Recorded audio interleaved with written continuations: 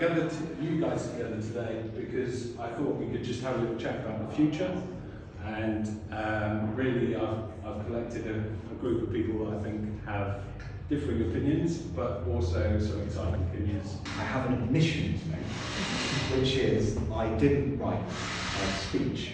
An AI computer did, and it took me about 10 seconds. Is there any, do you know if there's anything, should I be scared? I don't think so. You don't think so? Nothing replaces human interaction. I thought we'd try and shake it up a little bit, so I'm hoping that we could do a little bit of a workshop activity to keep it quite short. So we're going to find ourselves a spot in different places in a little while, just as groups.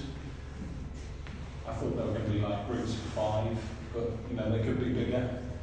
So the question for you is kind of, what makes a city? What do you think makes a city? People. Roads. Top I found, this is in Bologna, is 10 metres out of sync because he's gone. They went so high with the foundation just sort of went off one edge. But once he knew that, he just kept on going. Have a little think about what is your favourite city, and maybe take a look and maybe do a little drawing of it. Before I get started, I'd like to introduce some change into your life right now, because we're all sat in the same seats we were about half an hour ago. I'd like everyone to stand up now. Everyone stand up. I'm putting out some pens and some heart-shaped post-it notes. Question is, where are you? Where are you when you do your best thinking? Like, where are you? What's the situation? What set of circumstances you are in when you do your best thinking? They said we should spend some less time at work. The sun is shining and you're sitting next to a smelly bin. Okay?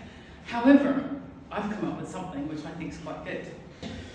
My personal favourite, the disco bin. I mean, could you imagine for 2 seconds, it's a really cloudy Monday, and you're on your way to work and you picked up your takeaway coffee in a takeaway cup because you forgot your actual cup at home, and you're walking over and you see the disco bin, and you just pop your coffee shop or your coffee cup into the disco bin, and it plays. You can tell by the way I use my walk a bit on the Drawing, definitely. The first thing that most people say is I can't draw, which is kind of fundamentally false in many senses. Everyone can draw, everyone has the ability to draw. That lack of confidence and lack of an awareness of our own creative potential is ultimately what holds us back. What if that kind of desire and for play wasn't diminished over time, and instead we assessed our children's achievements in the kind of education system based on creativity, originality of thought. Alongside this, we need to get better at farming practices in the local area. We need to start adding crop rotations in. Really critical point for sustainability. We need to reuse before we recycle. It's cheaper, it's more efficient, and it's better for the environment. We need to put less pollutants into the waterways. I want to start maximising the green space that we've got available to us. We're very lucky in Salisbury, how Salisbury can help and move towards the good future as opposed to the bad future. So it's not what we do, it's what the planet does. Tim said, plant 1,000 trees in Salisbury, where are you going to go? And if you zoom in and look at where there are trees in Salisbury, you can actually, in the residential areas, you see lots of back gardens, and you see there's quite a bit of greenery. But if you go along some of our main roads in Salisbury, and you see way less trees. Here, where the Aldi is being built, and we've got no trees whatsoever alongside the road. Basically, as many trees as we possibly can along as many of the routes into Salisbury as we possibly can. And I hear things like, do you have to pay to come in here?